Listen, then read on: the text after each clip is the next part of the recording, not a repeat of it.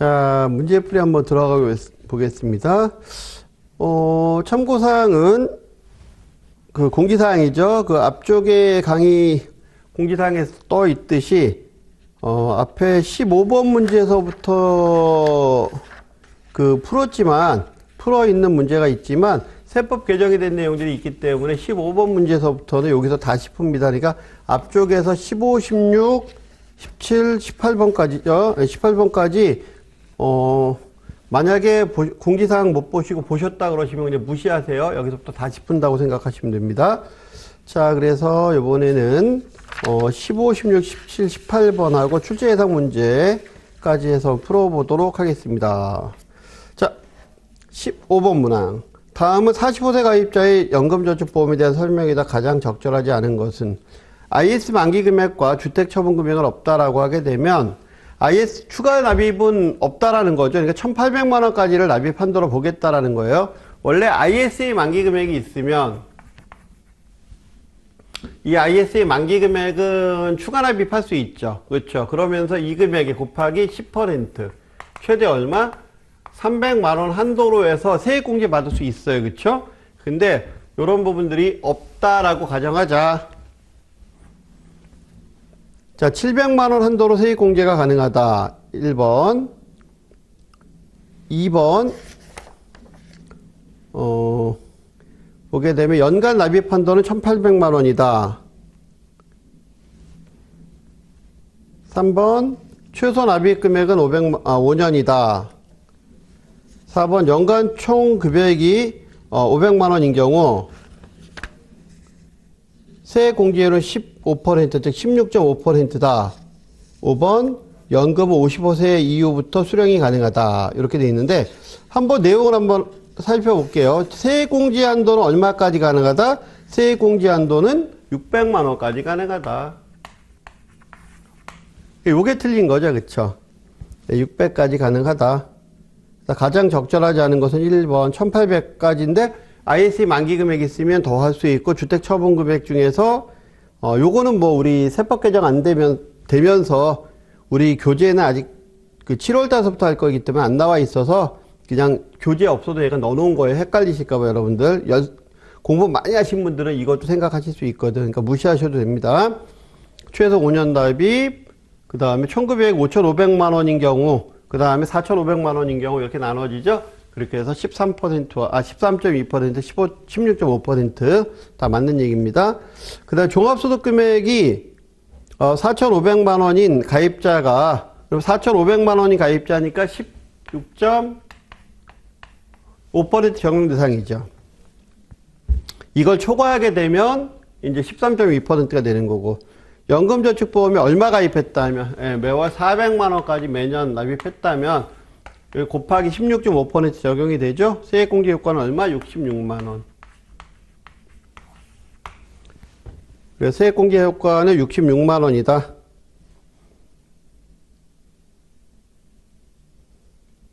그래서 답은 4번. 그쵸? 예, 답은 4번. 66만 원. 그 다음에 다음 문제 한번 볼까요? 자, 17번 문항. 연금저축보험에 가입한 가입자가 세액공제를 최대한 받을 수 있도록 납입할 수 있는 연금보험료 불이백은 얼마냐? 종합소득 금액은 8천만 원이고요. ISA와 주택만기 처분 금액은 없다. 연금저축보험에 가입한 가입자가 세액공제 최대한 받을 수 있는 금액, 그 금액은 600만 원이죠. 그러니까 답은 4번. 그죠? 그 다음에 18번 문항. 연금저축보험에 대한 과세와 관련해 가장 적절하지 않은 거 틀린 거. 연금저축보험입니다. 비과세가 아니에요. 그쵸? 연금저축보험의 연금소득 합계가 연간 얼마를 초과하면 1,200만 원을 초과하는 경우 종합과세 또는 분리과세 선택할 수 있다 그랬죠. 분리과세 선택할 때는 16.5% 세금 내면 된다 그랬고요. 그 다음에 종합과세 대상 연금소득의 합계를 산출할 때 공적연금 소득을 포함해서 산출한다? 공적연금 소득은 포함하지 않아요. 그래서 1200만 원 산출할 때는 공적연금 소득을 포함하지 않는다. 그래서 연금소득의 합계를 산출할 때 요건 사적연금에 대한 소득이니까 1200만 원 저거 할 때는 종합과세 과세대상 연금소득 합계를 산출할 때 1200만 원 넘어가느냐 안 넘어가느냐 이거 산출할 땐 국민연금이나 이런 거 포함하지 않는다. 그래서 연금 수령 조건은 가입일 이후 5년 이후 수령, 만 55세 이후 수령, 연금 수령 한도 이내 수령 모두 충족을 해야 되는 거죠. 그래서 모두 충족을 해야 된다. 그 다음 소득세법에서 정하는 공제 한도는 연금소득 공제 한도죠. 이거는 이거 아니죠. 세액공제 600만 원 한도 말고 연금으로 받을 때 연금소득 공제 한도는 얼마까지가 최고다? 900만 원까지가 최고다. 다 맞는 얘기고요. 연금수급자의 연령이 75세면 연금소득세율은 4.4%, 4%죠. 지방소득세에 포함하게 되면 4.4, 지방소득세 제외하면 4%를 적용받는다. 맞죠? 거기까지가 끝나고 그 다음에 이제 출제예상 문제 한번 보죠. 그래서 앞쪽에서 나와 있었던 문제를 풀었다라고 하게 되면 다시 한번 얘기하지만 15번 문제에서부터 해서 18번 문제까지는 다시 풀었어요, 우리. 그쵸? 예, 앞에 있는 거 무시하세요. 세법 개정이 된 게 반영이 안 돼 있어서 다시 푼 거니까. 자, 출제 예상 문제 1번. 반가슈랑스에 대한 의미로서 그 내용이 잘못된 것은 판매 채널의 관점에 국한하여 은행과 보험의 교차 판매를 의미하는 말. 그죠? 그래서 보험과 그 다음에 은행을 섞어서 얘기한 게 반가슈랑스잖아요. 반가슈랑스의 포괄적 의미는 은행이 보험 상품을 고객에게 제공함으로써 은행이 보험사업에 진출하는 것을 의미하죠. 그 다음에 은행 영업 창구를 이용해서 보험 상품을 판매하는 것. 함부로 판매할 수는 없고 딱 정해진 인원만 판매할 수 있어요. 그렇죠? 그 다음 광의로는 증권, 은행증권, 보험 등의 금융 업무를 직접 경영. 그 다음에 자회사, 지주회사 또는 업무 제휴 방식 등의 다양한 경로를 통해서 영위하는 유니버설 뱅크, 알피나치 등과 같이 금융, 겸업화를 대표하는 의미로 사용한다. 그쵸? 예, 맞는 얘기고요. 그 다음 우리나라에서 도입된 반가슈랑스는 은행이 보험의 대리점 업무를 하는 것으로 한정되어 있다. 은행이 아니고 다양한 금융기관이. 그래서 은행, 증권, 상호저축은행 다 해당이 되죠. 그 다음 2번 문항. 은행이 보험 자회사를 설립하는 형태로서 반가슈랑스의 장점과 그 거리가 먼 것. 강점은 은행 강점, 시너지 효과 최대. 맞죠? 은행에 적합한 판매 인센티브 구조를 만들 수 있다? 은행이 자회사를 만드는 것이기 때문에 초기 영업이나 이런 부분이 어려움을 겪을 수 있어요. 그 밑에. 그 다음 보험에 대한 경험과 노하우를 충분히 활용할 수 있다? 이 부분에서는 보험에 대한 경험과 노하우를 충분히 활용할 수가 없죠. 왜냐하면 이제 막 시작하는 거기 때문에 보험이. 그 다음 M&A와 같이, 그러니까 틀린 건 3번이에요. 제가 3번을 쳐다보면서 2번 읽어놓고 3번 쳐다보면서 해설을 해서 그래요. 그 다음에 M&A와 같이 새로운 기업 문화를 형성할 필요가 없죠. M&A에서와 같이. 그러니까 새로운 기업 문화라고 하게 되면 A라는 회사, B라는 회사를 이제 합병해서 이런 부분일 텐데 그런 게 아니고 내가 그냥 만들어내는 거니까. 그 다음에 낮은 판매 비용으로 경쟁력 있는 보험료 선정이 용이하다, 맞죠? 그 다음에 3번 문항. 은행이 보험회사를 인수합병하는 경우 형태로서 반가슈랑스의 장점에 해당하지 않는 항목으로만 묶인 것은 인수합병과 관련되는 비용이니까 비용이나 이 부분 더 많이 들어갈 수 있겠죠. 그리고 인수합병과 관련해서는 아무래도 피합병 회사가 많이 저항하는 경우가 많이 있어요. 힘들어요, 상당히. 이게 융합되기가 굉장히 힘들어요. 우리나라 같은 경우에도 옛날에 서울은행과 신탁은행이 그렇게 합병을 해서 서울신탁은행이라는 게 생겼었고요. 지금 현재 우리은행도 과거에 상업은행과 한일은행이 합쳐지면서 한빛은행으로 바뀌었다가 우리은행으로 바뀌었는데 거기도 마찬가지로 조직이 완벽하게 융화되는데 시간이 많이 걸릴 거고요. 그 이외에도 다양한 금융기관들이 합병이 되면서 그런 경험들이 많이 있죠. 자, 가본 보게 되면 우리나라 은행의 판매 우위와 보험 상품의 생산 우위가 결합한 시너지의 극대화. 요건 맞죠. 그러니까 가번은 아니니까 일단 1, 2는 아니고 M&A가 신설 자회사를 설립하는 것보다 적은 비용 발생해서 경영상 좋다? 안 그래요. 그러니까 나번이 일단 틀린 거. 그러면 3번과 4번 중에 하나네요.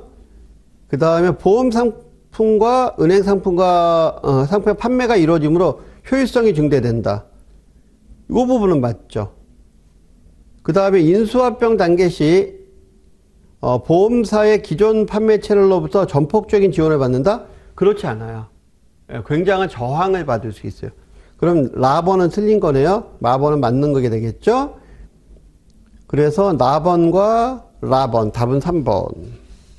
자, 은행과 보험회사가 공동으로 조인트 벤처를 할 경우에 소유권 균형에 대한 주요 결정 사항으로 보기가 어려운 것. 투자 금액. 당연히 맞죠. 기술 관리의 전문성. 그렇죠. 상품의 범위. 그리고 판매 채널은 다 해당이 돼요. 양사 간의 기업 문화는 경영 소유권과는 크게 관련이 없죠. 그 다음 5번 문항. 은행과 보험회사가 공동으로 조인트 벤처를 할 경우 은행의 장점에 해당하는 내용으로 보기 어려운 것. 그러니까 틀린 걸 골라라. 자, 보험 업무에 전문성이 없는 은행이 적은 비용으로, 적은 자본으로 보험회사를 설립할 수 있다는 장점이 됐죠. 그 다음에 안정적인 수익 기반의 확보와 보험사 업무 노하우를 축적할 수 있는 것도 장점으로 작용을 합니다. 그러니까 안정적인 수익 기반 확보는 보험사를 아무래도 인수하게 되면 비이자 수익. 그래서 수수료 수익이 좀 많이 늘어난다라고 보시면 되겠죠. 그 다음에 4번에 보시면 신시스템과 업무 절차를 통해서 가격 우위를 충분히 누릴 수 있다? 요건 좀 어려워요. 조인트 벤처에 의한 부분일 경우에는 요거는 좀 어렵고요.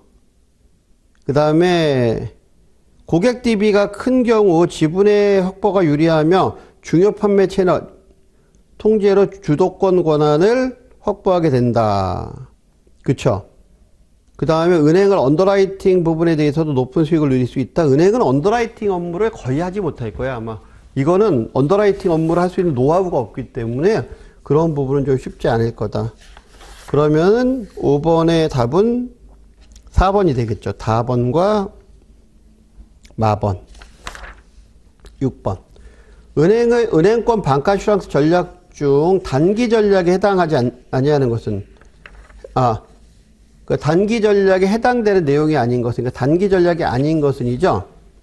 보겠습니다. 도입 초기에는 저렴한 비용으로 보험 시장에 진출할 수 있는 전략. 그쵸. 도입 초기에는 그 저렴한 비용으로 보험 시장에 단기 전략을 피게 되면 진출할 수 있다. 보험 상품을 비교적 단순하면서도 은행 업무에 밀접한 관련 있는 상품을 중심으로 판매하는 건 쉬운 판매만 하겠다. 단기 전략이죠. 다양한 판매 방식을 활용한 마케팅 전략. 그 다음에 은행과 제휴보험사 간의 공동 출자로 판매 자회사 설립 운영하는 전략. 이런 것들은 다 단기 전략에 해당이 되죠. 직접 경영을 통한 종합금융화 전략은 장기 전략, 중장기 전략에 해당하는 거죠. 그래서 틀린 건 5번. 은행 방카슈랑스 마케팅과 관련된 설명으로 가장 적절하지 않은 거 틀린 걸 골라라. 보험 판매에 대한 문화 형성을 통한 은행원의 동기부여. 이거 필요하죠. 보험 상품의 비교에 의한 우월적 마케팅. 요거는 보험 상품 비교를 할 수 있다라는 건 그러니까 슈퍼마켓의 역할을 한다라는 거죠. 그러니까 일단 각 개별 보험사들은 자기네 상품만 판매하지만 은행에서 방카슈랑스 판매할 때는 마켓에다가 상품 진열하듯이 다양한 상품을 갖다 놓고 비교 판매할 수 있으니까.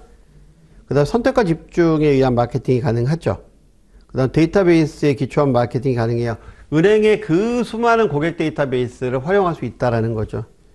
인간관계 형성을 지향하는 마케팅, 지양이 아니라 지향해야 되죠. 그래서 요게 틀린 거. 그 다음에 8번 문항. 보험업법에 의한 은행의 방카슈랑스 허용 형태에 해당하지 아니하는 것. 은행의 방카슈랑스 업무는 지극히 제한적이죠. 그래서 일정 범위, 그러니까 영업장을 벗어나서 하는 그 영업은 안 됩니다. 아웃바운드 영업은 안 되거든요. 보게 되면 기존 보험사 대리점과 판매 제휴 가능하고요. 기존 보험사 인수하는 거 가능하고 자회사 신설 가능하고 그 다음에 금융점포 내 별도의 창구에서만 판매 가능하고요. 방문 판매 안 됩니다. 전화로 해서 판매하는 거 이런 거 안 돼요. 다만 인터넷 뱅킹이나 이런 걸 통해서 판매하는 건 가능해요. 그래서 8번의 답은 5번. 은행의 방카슈랑스 고객 유형별 상품 전략 중 단순 거래 고객에 대한 마케팅으로 가장 적절하지 않은 것. 단순 고객이다라고 하게 되면 그렇게 자산이 많지 않은 고객. 그래서 그 은행에서 따지면 매수고객이라고 얘기하는 그 분들 얘기하는 거거든요. 그런 경우에는 단순 거래 고객일 경우엔 이 변액보험은 좀 맞지 않죠. 이게 투자상품 쪽이기 때문에. 그래서 답은 4번. 현재 은행이 방카슈랑스 마케팅 방법으로 사용할 수 있는 내용과 가장 거리가 먼 것은 보험 판매에 대한 문화 형성, 동기부여, 비교에 의한 우월적 마케팅, 선택과 집중, 데이터베이스에 기초한 전화 마케팅. 전화 마케팅 하면 큰일 납니다.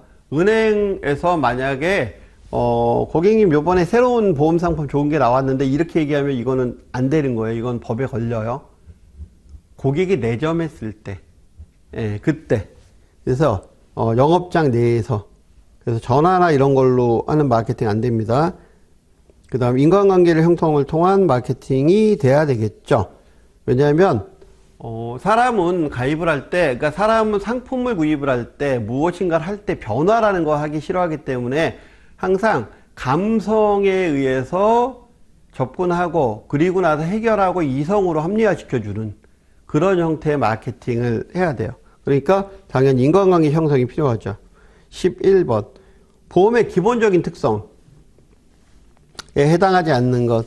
보험의 기본적인 특성에 해당하지 않는 항목은 우연한 사고가 있어야 되죠. 우연한 사고에 대해서 지급하죠. 필연적 사고. 이미 불이 나고 있어요. 불이 나고 있는 건물에 화재보험 가입이 안 될 거잖아. 당연히. 그렇죠. 그러니까 우연하게 미리 알고 있고 이미 일어난 일이 아닌 우연하게 일어날 사고에 대해서 보험은 하는 거예요. 그 위험의 이전이죠. 손실 결합으로 일부 사람에게 발생된 손실을 단체로 분산시키는 거죠. 그래서 대수의 법칙에 의해서 보험금을 판단하고 얼마 정도의 손해가 발생할지를 판단하고 이거에 의해서 보험료를 산정하잖아요. 그렇죠? 이랬을 때 이 대수의 법칙이 성립되려면 다수의 동질의 위험을 가진 집단이 존재해야 되죠. 그리고 이 집단은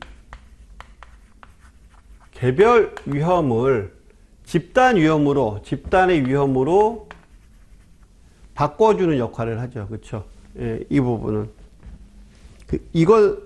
그 다음에 손실보상으로 피보험자를 사고 발생 이전의 재무 상태로 되돌려 놓는다. 여기서 피보험자에 대한 개념.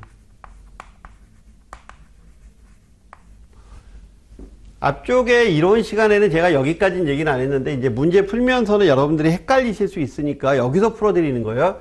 거기서 풀어놨어도 여기 와서 설명 안 하면 헷갈릴 수 있으니까. 이게 생명보험의 계약자 관계는, 그러니까 보험 관계에는 계약자, 피보험자, 수익자. 이렇게 나눠요. 계약자, 피보험자, 수익자. 그래서 계약을 하고 피보험자가 문제가 생겼을 때 수익자가 돈을 받는 구조가 생명보험 구조면은 손해보험은 계약자,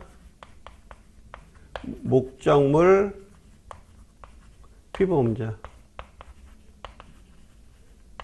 이 구조를 갖고 와요. 여기 보험의 목적물이 이건 건물이나 이런 재화가 되겠죠. 계약자가 돈을 내고 이 물건이 문제가 생겼을 때 돈을 받아가는 사람이 피보험자예요. 그러니까 손해보험과 생명보험에서의 피보험자의 의미는 달라요. 생명보험에서는 신체를 제공하는 자가 피보험자고 돈을 받아가는 자가 수익자고, 손해보험에서는 물건이 제공되는 건 이건 건물이나 이런 거기 때문에 보험의 목적이라고 얘기해요. 이거는 보험의 목적물. 그 다음에 이거에 의해서 손해가 발생했을 때 그 돈을 받아가는 걸 피보험자라고 얘기한단 말이에요. 그렇기 때문에 다르죠. 여기서는 우리가 보험의 기본적인 특성에서는 뭘 기준으로 하냐면 주로 손해보험을 기준으로 얘기를 해요.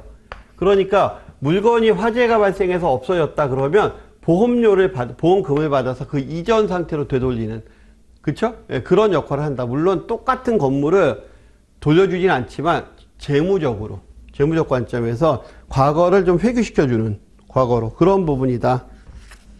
그러니까 4번이 맞는 거죠. 그러니까 피보험자 헷갈리시면 안 돼요. 여기서는 신체를 제공하는 자지만 여기서 설명할 때 이 기준으로 설명한 거예요. 지금 우리 교재에서도 이렇게 설명하는 거고, 근데 교재에서 이거에 대한 설명을 자세히 해주면서 만약에 출판이 됐으면 좋은데 그 원교재 자체에서 이런 설명이 없는 상태에서, 왜냐하면 이미 알고 있다는 전제를 깔고 가는 거예요.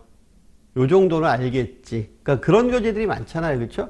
처음부터 다 설명할 수는 없으니까. 어쨌든 그런 겁니다. 이거는 그러니까 제가 설명을 드리는 거예요. 이거. 그 다음에 5번은 개별적 발생된 현실적 손해를 평균적 손실로 대체할 수 없다는 장점. 아니죠. 개별을 평균으로 대체하는 거죠. 지금 다음 중에서 보험의 대상이 되는 위험에 해당하지 아니하는 것. 충분히 많은 동질의 위험이 있어야 한다. 맞죠? 충분히 많은 동질의 위험이 있어야 되고요. 그 다음 손실은 고의성이 없어야 되죠. 만일에 손실의 발생이 고의성이 있으면 그건 보험 사기죠. 그렇죠? 예를 들어 생명보험 가입시켜 놓고 죽였어. 살해했단 말이에요. 그럼 고의로 살해하는 거지 일부러 그렇죠? 고의로 살해하는 거예요. 살해는 기본적으로. 만약에 살해한다면, 그러니까 이런 분은, 이런 경우에는 보상해주면 되겠어요? 안 되겠어요? 안 되겠죠. 그렇죠? 보험의 대상이 되지 않는 거예요. 이런 분 고의성이 없어야 되죠. 확정적이고 측정 가능해야 된다. 그래서 건물이 불탔어요. 그러면 건물이 불탔구나. 그리고 얼마짜리가 불탔구나. 그 다음에 우연적이 아니어야 된다. 손실의 발생이 우연적이어야 되죠. 필연적이면 당연히 보험 가입이 안 될 거잖아요. 보험회사가 당연히 필연적으로 일어날 일을 보험을 어떻게 가입시켜? 그러면 지난번에 이론 강의 때 제가 말씀드렸듯이 사람의 목숨은 목숨이 아니고 언제 돌아가시냐라는 게 우연이었잖아요. 그죠? 시기가. 그죠? 손실 발생의 확률은 계산이 가능해야 된다. 그래서 대소협적으로 계산이 돼야지 보험금을 선택하고 보험금을 산출하고 보험료를 계산할 수 있기 때문에 답은 4번. 자, 그 다음에 13번 문항. 다음은 보험의 기본 원리 중 무엇에 해당하는가, 무엇에 대한 설명이냐라는 거죠. 집단의 우연한 사고의 발생 확률과 평균적인 손실 금액으로부터 총 지급금을 예측하고 이것에 부합하는 보험료를 개별 경제 주체로부터 징수하여 보험료 총액과 총 지급 보험금이 균형이 이루어야만 보험의 안정성을 확보할 수 있다. 결국은 뭐예요? 보험료 총액과 총 지급 보험금이 균형을 이루어야만 안정성을 확보할 수 있는 것. 이건 수지 상등의 원칙이죠. 그렇죠? 그래서 수지 상등. 받은 것과 지출한 거는 상등 같아야 된다.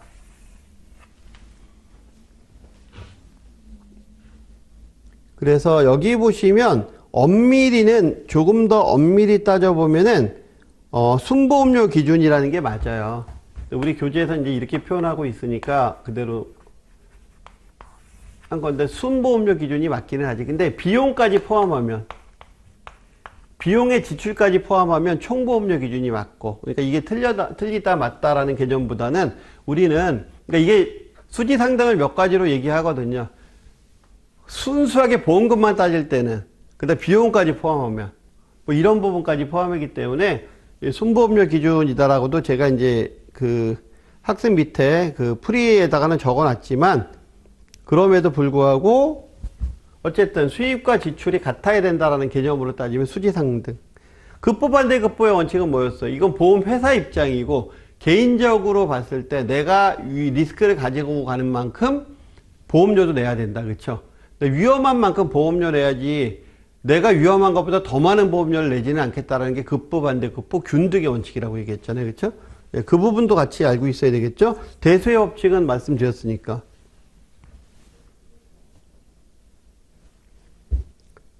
그 다음에 그러니까 13번의 답은 3번. 사망자를 생존자로 나눈 비율을 나타내는 보험 기초 이론. 사망자를 생존자, 그러니까 예정 사망률이죠. 그쵸? 예정 사망률. 그래서 우리가 여기서는 뭐까지 알고 있어야 되냐면, 자, 영업보험료, 순보험료, 위험보험, 그 다음에 저축보험, 그리고 부가보험료. 그러면 여기 신계약비, 수금비, 유지비 이렇게 돼 있다라고 하면, 자, 위험률이 높아지죠? 위험률이 낮아지죠? 다만 이게 사망보험일 경우에 사망보험이다라고 하게 되면 사망 위험이 높아지게 되면 대신에 생존보험료는 낮아지겠죠. 그 다음에 사망보험이 낮아지게 되면 사망률이 낮아지면 생존보험료는 올라가겠죠. 그렇죠? 생존보험료는 반대로 가니까. 그 다음에 예정이율이 낮아지면 제대로 이자 못 받을 거니까 보험료는 올라갈 거고, 예정이율이 높아지면 보험료 내려갈 거고, 이것도 마찬가지로 같은 쪽으로 가겠죠. 얘는. 그렇죠? 요거까지도 알고 계셔야 돼요. 자, 15번 문제. 자, 다음 중 보험계약과 관련된 내용으로 잘못된 내용은 무엇인가 관련하여 첫 번째, 보험계약은 보험계약자의 청약과 승낙, 그쵸? 예, 청약과 승낙으로 이루어진다. 2번, 보험자는 보험계약의 승낙 또는 거절이 가능하다. 그쵸? 자, 계약자는 보험증권을 받은 날로부터 15일 이내에 청약을 철회할 수 있다. 그리고 15일 이내라도 청약일로부터 30일을 넘어서는 안 된다. 그쵸?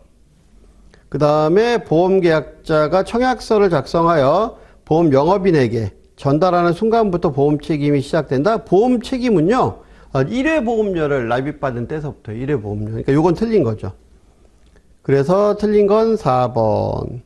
보험계약 시 보험계약자와 피보험자는 고지 의무를 충실히 이행해야 된다. 그쵸? 고지 의무를 충실히 이행하지 않게 되면 그러면 보험은 성립하기가 어렵죠. 그래서 고지 의무라는 부분은 보험회사에 알려줘야 되는 거예요. 내가 지금 질병이 있는지, 내가 위험한 일을 하고 있는지 이런 부분들을 알려줘야 되는 거예요. 청약서에 보면 딱 요거 물어보는 게 있어요. 그게 이제 중요한 사항이죠. 만약에 그게 맞다라고 하게 되면 보험 계약을 안 할 거잖아요. 보험회사 입장에서 보면. 그런 것들이 중요 사항이죠. 그래서 나와 있어요. 아예 그 부분은. 그 다음에 16번 문항. 다음 보험 상품 중에서 제3분야 보험, 그러니까 제3보험에 해당하는 부분인 거죠. 상해보험. 그 다음에 보면은 상해보험, 질병보험. 그러니까 건강보험 부분이죠. 질병보험. 그 다음에 장기간병보험, 간병보험. 상해보험, 질병보험, 간병보험. 이 부분이 뭐다? 네, 제3보험 분야죠. 예, 그래서 제3보험 분야. 그리고 이제 17번 문제.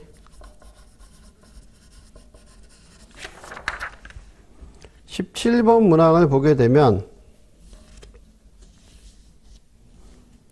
다음 내용 중에서 잘못된 것은 보험료에 관련되는 부분이네요. 한번 보험료. 그럼 우리 이제 이거가 관련된 건 영업보험료, 순보험료, 위험저축, 부가보험료. 영업보험료는 순보험료와 부가보험료를 말한다. 맞죠? 순보험료란 위험보험료가 저축보험료, 부가보험료는 요거는 신계약비, 유지비, 수금비. 그거 맞는 거네요. 자연보험료란 연령 증가와 더불어 매년 변동되는 보험료, 평균보험료는 자연보험료 전 기간 동안 평균하여 매월 동일한 보험료를 납부하도록 하는 것. 그게 요거라 그랬죠. 자연보험료는 나이가 먹어감에 따라서 보험료가 올라가는데 평균보험료는 이거 평균 내서 그러면 젊었을 때는 더 내게 되죠. 나이가 먹어서는 덜 내게 되고, 그렇죠?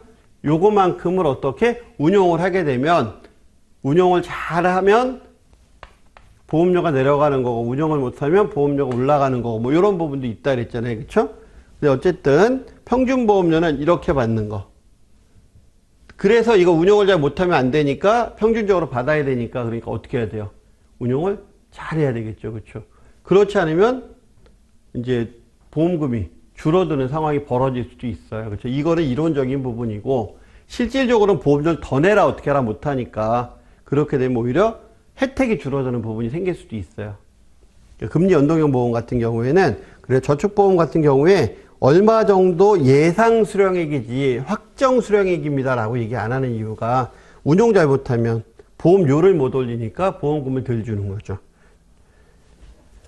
자, 해지환급금이란 순보험료식 책임준비금으로 신계약비 5년간이 아니고 7년간이죠. 예, 미상각된 신계약비를 차감하는 것.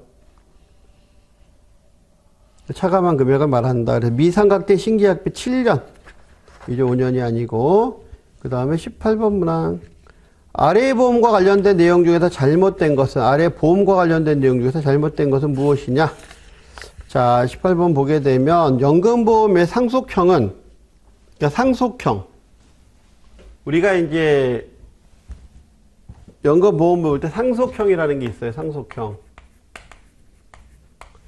종신형은 죽을 때까지 받는 거고요. 그 다음 확정기간형은 확정된 기간 동안 받는 거니까. 그런데 상속형은 이렇게 받는 거예요. 대부분의 상속형은 이런 형태로 이루어져 있어요. 원금 1억을 내요. 10억을 냈다. 10억을 일시납 납입했다. 대부분 즉시연금이에요. 이런 건 즉시연금. 10억 납입하면서 일단 연금을 받아요. 쭉 연금을 받아요. 10억 납입하면서 연금 받고 쭉 받아요. 10억 납입하고 나서 일정 기간이 있어야지 수익이 발생하고 그거에 대해서 연금을 받는데, 즉시연금 같은 경우에는, 즉시연금 상속형 같은 경우엔 뭐 납입하고 일정 기간이 지나서 받을 수도 있고 바로 받을 수도 있고. 근데 이 받을 때 이 연금 수령을 여기에서 발생하는 수익만 갖고 받아요. 그러니까 이 원금을 이 원금이 이제 상속되는 거예요. 기본적으로 이런 구조를 갖고 가요. 그래서 넣어놓고 원금은 안 건드리고 내가 이자만 갖고 쓰다가 나머지 원금은 그냥 자녀한테 넘겨주겠다라고 할 때 이 방식을 많이 쓰죠. 그래서 연금보험의 상속형은 연금지급 준비금에 대한 이자로 연금 지급하다가 사망 시에 상속금으로 지급하는 것. 그러니까 이런 형태가 통상적으로 이루어지고요. 보장성 보험은 납입보험료에 대한 연간 100만 원 한도로 12%에 해당하는 세액공제 적용한다. 장애인 저정보험은 별도로 연간 100만 원 한도 15%. 맞죠? 자, 보장성 보험이란 생존급부액이 납입한 보험료를 초과하는 보험금. 자, 보장성 보험이란 생존급부액, 그러니까 살았을 때 받는 거. 사망해서 받는 사망보험금 말고 살았을 때 받는 금액이 납입보험금을 넘어가면 안 되죠. 초과하면 저축성 보험, 그 이하이면 보장성 보험. 그래서 그 부분은 틀린 거죠. 3번은 다른 얘기입니다. 그리고 초과하지 않는 보험이니까. 그 다음에 4번. 연금저축보험의 연금수령 한도는 연금 한도액은 어떻게 된다? 해당되는 금액의 평가총액을 11 마이너스 연금수령 연차로 나눈 거에 1.2. 그쵸? 예, 그렇게 계산한다. 그 다음에 양로보험은 보험기간이 짧고 생존급부의 비중이 높을수록 저축보험과 유사해지게 된다. 맞죠? 19번 문항. 변액보험에 대한 설명으로 가장 적절하지 않은 것. 변액보험은 투자상품 실적배당형이죠. 그 최저보장이라는 게 있고 최저사망보장이나 이런 부분들. 자, 납입보험료 전액을 투자하는 실적배당형 상품이다. 근데 납입보험료 전액이 들어가진 않죠. 영업보험료 전액 중에서 부가보험료 빠지는 거 있고요. 위험보험료와 저축보험료로 나눠지기 때문에 이것도 납입보험료가 전체가 다 들어가진 않아요. 그래서 주로 이제 저축보험료 위주로 요게 이제 주로 이제 투자상품 쪽에 들어가는. 최저보증 이율은 없어요. 최저보장은 있어요. 최저보장이라는 거, 최저사망보장 이런 게 있어도 무조건 몇 퍼센트 주겠다 이런 거는 없다라는 거죠. 근데 투자 실적에 따라서 사망보험과 해약환급금이 변동하죠.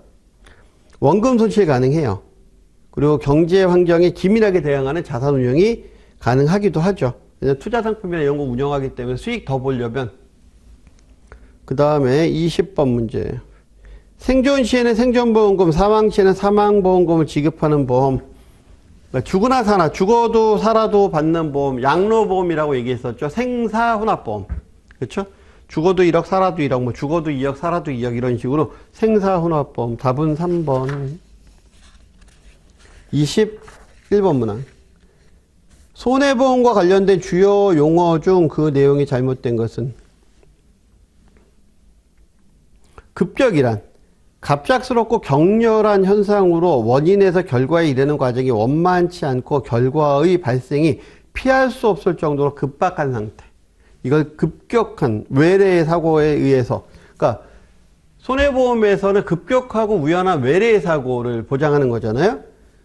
보험자 대위란 제3자의 인위적 행위에 대한 우연에 대해서 생명보험은 보상하지만 손해보험은 이에 대한 권리를 보험회사가 가지게 되는 것. 그래서 제3자 대위는 손해보험회사는 갖고 가게 되는데 생명보험에서는 제3자 대위를 하지 않죠. 그 다음에 제조달 가액이란 피보험 이익의 금전적 평가액을 말하는 것으로 보험계약의 체결 시 보험사고가 발생한다면 피보험자가 불이익을 받게 될 이해관계의 평가액으로 보험사고 발생 시 지급될 법률상의 최고한도다 라고 되어 있는데, 자, 이거는 보험 가액에 대한 이야기죠. 그렇죠? 예, 그래서 그러니까 우리가 앞에 무슨 말이 써 있어도 법률상 최고한도다 그러면 보험 가액, 그리고 계약생 최고한도다 그러면 보험 가입 금액 또는 보험 금액. 그렇게 이해하시는 게 훨씬 더 편할 거예요. 그러니까 틀린 건 3번이죠. 초과보험이라는 것은 보험 금액이 보험 가액을 현저히 초과하는 것. 그래서 1억짜리 건물에 2억 보험이 들어있고 이런 건 이제 초과보험. 일부 보험이라는 것은 1억짜리 건물에 5천만 원 보장 들어가 있고 이런 것들. 그 다음에 보험 계약에 대한 설명이다. 틀린 것은 보험 계약은 보험계약자의 청약과 승낙으로 이루어지죠. 보험회사는 피보험체가 위험 발생의 개연성이 크다고 판단되면 보험계약의 승낙을 거절할 수 있어요. 역선택 위험이 있다든가 그러면 거절해야 되겠죠, 당연히. 그러니까 도덕적 해이까지는 어쩔 수 없는데, 도덕적 해이가 발생하는 건 보험 들어놓고 나 보험회사 알아서 할 거니까 이제부터 놀 거야 뭐 이런 부분들은, 그죠? 좀 태만히 할 거야 뭐 이런 부분들까지는 어떻게 할 수 없지만 역선택은 방지해야죠. 보험회사는 보험계약자가 청약서와 함께 1회 보험료를 납입하면 보험사고에 대하여 책임을 지기 시작한다. 그렇죠? 보험에 납입이 되지 않고 보험계약을 해지할 경우 보험료 납입 최고기간이 끝나기 30일 전에 최고해야 된다? 30일이 아니고 15일 전까지. 그러니까 14일 이상의 납입 최고기간은 그 다음날 해지하기 때문에 15일 전까지. 그리고 보험금 청구권은 일정 기간 행사하지 않으면 소멸이 되죠. 보험금 청구권이니까 누가 받는 거예요? 보험 계약자의 권리죠. 보험 계약자의 권리는 기본적으로 몇 년? 3년이라 그랬죠. 만약에 보험자, 보험회사의 권리는 일반적으로 2년. 그렇죠. 그래서 보험 계약자는 일반적으로 3년, 보험자는 일반적으로 2년 정도의 청구권을 갖고 가는 게 일반적인 거예요. 그다음 두 문제 남았죠. 장기 손해보험에 대한 설명으로 가장 적절하지 않은 것은 장기 손해보험. 일반적으로 3년 이상의 계약을 갖고 가죠. 월납이나 2개월, 3개월, 6개월 납 등이 있고요. 보전과 저축을 겸하는 상품. 그래서 장기 손해보험에는 이게 껴있잖아요. 단기 1년짜리는 이것만 있죠. 이게 이렇게 했는데 장기는 이렇게 갖고 가잖아요. 그 다음 보험사고로 인하여 지급되는 보험금이 가입 시 약정한 최대 지급 보험금의 몇 퍼센트? 80%. 그러니까 자동보험 기능은 80%. 그렇죠? 여기 85%라고 되어 있으니까 틀리죠. 이하이면 자동보험 대상이다. 그래서 틀린 건 4번. 해지환급금 범위 내에서 약관 대출도 가능하다. 맞죠? 연금저축보험에 가입하는 가입자의 경우 연금저축보험을 통해서 세액공제를 받을 수 있는 최대 한도 금액. 보면은, 최대 세액공제 한도까지 납입하는 것으로 가정하며 총 급여는 5천만 원이고, 근데 금액하고, 소득하고 상관이 없죠. 소득이 얼마가 됐든지 간에 일단 연금저축보험은 기본은 600이에요. 플러스 ISA 만기 금액이 있으면 그 ISA 만기 금액 세액공제니까 ISA 만기 금액의 10%. 근데 이 금액이 얼마가 ISA 금액이 만약에 뭐 3천을 넘어간다 그러면 그게 얼마가 됐든 간에 그 한도는 300만 원까지만 한도예요. 그러면 최대 세액공제 받을 수 있는 건 900인 거죠. ISA까지 포함하게 되면. 여기서 ISA 만기 금액은 3천만 원이다라고 돼 있죠? 그럼 여기에 10%가 300만 원이니까 기본 600 플러스 300 합치면 900. 그래서 이렇게 되죠. 근데 여러분들이 여기서 헷갈리지 않으셔야 되는 게 여러분들이 만약에 지금 현재 현직에서 근무하고 있다라고 하게 되면 헷갈릴 수 있는 부분이 있어서 잠깐 설명을 드리면 연금저축보험에 대해서는 연금저축계좌에 대해서는 600까지가 한도예요. 600까지가 한도고 퇴직연금에 대해서는 우리 교재에서는 안 나와 있는 법률이지만 혹시나 헷갈릴 수 있을까봐 퇴직연금에 대해서 한도가 900이에요. 그죠? 근데 이 두 가지를 합쳐서 우리가 연금 계좌라고 얘기하죠. 이 연금 계좌에 대해서는 최대 한도가 900이에요. 그러니까 얘를 900으로 다 메꾸든지 여기다 600, 300 넣든지 어떠한 조합을 하든지 어쨌든 얘는 900이 넘어가면 안 돼요. 그러니까 몰빵해도 900인데 두 개 합쳐서도 900까지 뿐이 안 됩니다. 근데 여기다가 플러스 뭐까지 가능하다? ISA 만기금까지 가능한 거예요. IS 만기금의 10%까지 가능한데 만기자금 이체금액이 10% 가능한데 이 한도가 300만 원이에요. 그러니까 만약에 연금계좌 전체적으로 연금계좌, 퇴직연금을 포함한 연금계좌 전체적으로 ISA 만기까지 포함했을 때 세액공제 받을 수 있는 최대 금액이 얼마냐라고 하면 그건 1200만 원이에요. 그거는. 근데 연금저축계좌와 더불어서 ISA 만기 금액이 있다 그러면 그건 얘는 최대 금액이 600이기 때문에 그래서 600 플러스 IS 만기 300 해서 900인 거예요. 요거 헷갈리면 안 돼요, 이거. 네. 자, 여기까지 해서 전체적으로 방카슈랑스 문제까지 다 풀어봤습니다. 자, 전체적으로 수업 들으시나 고생 많이 하셨고요. 전부 다 합격하시길 바라고, 자, 항상 좋은 일만 있으시길 바라겠습니다. 수고하셨습니다.